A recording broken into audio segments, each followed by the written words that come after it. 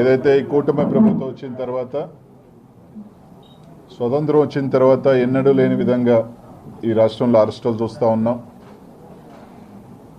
మాజీ మంత్రులను కానీ, శాసనసభ్యులు కానీ, కార్యకర్తలను కానీ, చిన్న చిన్న వాళ్ళని కానీ ఏ విధంగా హింసిస్తూ ఉన్నారు, ఏ విధంగా కూడా అరెస్టులు చేస్తూ ఉన్నారు. ఈ రాష్ట్రంలో పరంపర అంతా కూడా చూస్తూ ఉన్నాం. ఈ రాష్ట్ర ప్రజలందరూ కూడా చూస్తూ ఉన్నారు. ఎందుకంటే అభివృద్ధి లేకుండా, సంక్షేమం అనేది లేకుండా కేవలం దాన్ని కప్పుపుచ్చేదానికి, దాన్ని సైడ్ లైన్ చేసేదానికి ఈ రాష్ట్రంలో ఎన్నెన్ని జరుగుతున్నాయో కూడా అందరూ కూడా చూస్తూ ఉన్నాం.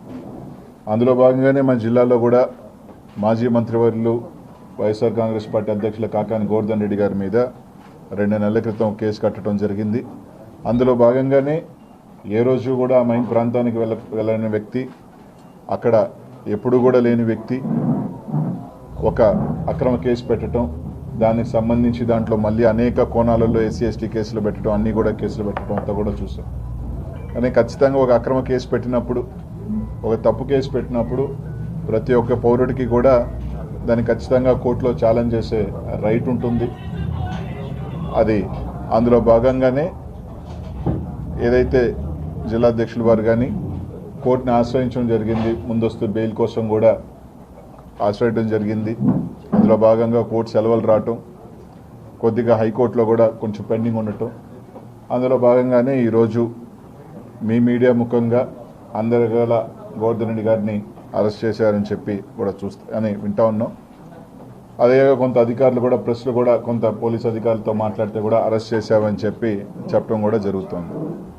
ఈరోజు ఒకటే అడుగుతా ఉన్నాం, సరే రైట్, అరెస్ట్ చేసిన తర్వాత తప్పకుండా ఏ విధంగా కొట్లాడాలి, ఏ విధంగా జ్యుడిషియల్లో ఫైట్ చేయాలనేది మాత్రం తప్పకుండా చేస్తాం. తప్పకుండా వైఎస్ఆర్ కాంగ్రెస్ పార్టీ పక్షాన అందరం కూడా, జిల్లాలో ఉన్న నాయకత్వం అందరం కూడా గోవర్ధన్ అన్నకు అండగా ఉంటాం.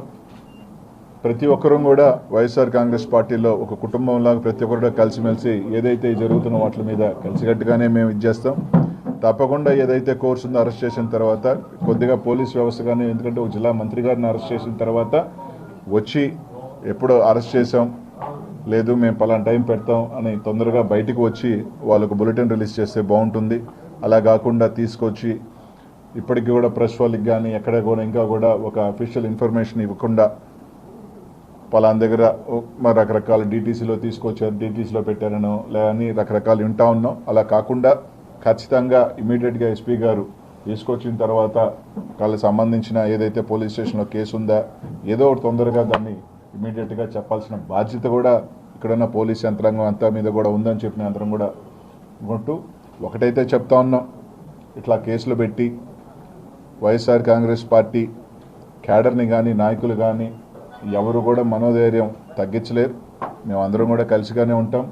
అందరం కూడా మా అందరి కలిసికట్టుగా సపోర్ట్ గోవర్ధనానికి ఎప్పుడు ఉంటాం. తప్పకుండా కోర్టులో తప్పకుండా అన్ని రకాలు కూడా ఫైట్ చేస్తామని చెప్పి తెలియజేసుకుంటూ, అదే కాకుండా కొంతమంది క్యారెక్టర్ అసాసినేట్ చేసే విధంగా కూడా కొన్ని వార్తలు రాస్తూ ఉన్నారు సోషల్ మీడియాలో కావచ్చు, కొన్ని మీడియాలో కూడా. దయచేసి ఇట్లాంటి ఇంకా పోలీస్ యంత్రాంగమే ఇంకా క్లారిటీగా ఎక్కడ అరెస్ట్ చేశామని కానీ, ఎక్కడ ఇచ్చేసామని కానీ అఫీషియల్గా ఇంకా ఇవ్వాల. తుషాయిగా మేము పత్రికా వాళ్ళు కానీ, లేకపోతే ఉన్న సోర్సెస్లో కానీ ఫోన్ చేస్తేనో లేకపోతే అన్అఫీషియల్గా చెప్పిన ఇన్ఫర్మేషనే ఇక్కడికి వచ్చిందని మాకున్న ఇన్ఫర్మేషన్ తప్ప. కానీ అట్లాంటిది కొన్ని టీవీ ఛానల్స్ కానీ, కొన్ని సోషల్ మీడియాలో కానీ కొన్ని అసభ్యకరంగా పోస్టులు పెట్టడం కానీ, మీడియాలో పెట్టడం కానీ మంచిది కాదు. తప్పకుండా ఒకవేళ నిజంగా మీరు ఏదైతే కేసు పెట్టారు, అక్రమ కేసు పెట్టారు, సరే అరెస్ట్ చేశారు, చేసిన తర్వాత ఖచ్చితంగా దాన్ని కోర్టులో వెళ్ళిన తర్వాత లీగల్ ఏదో ఉందో ఆ విధంగా తప్పకుండా మేము అందరం కూడా ఫైట్ చేస్తాం. కానీ ఇంకా ఇట్లాంటి మంచి పద్ధతి కాదు.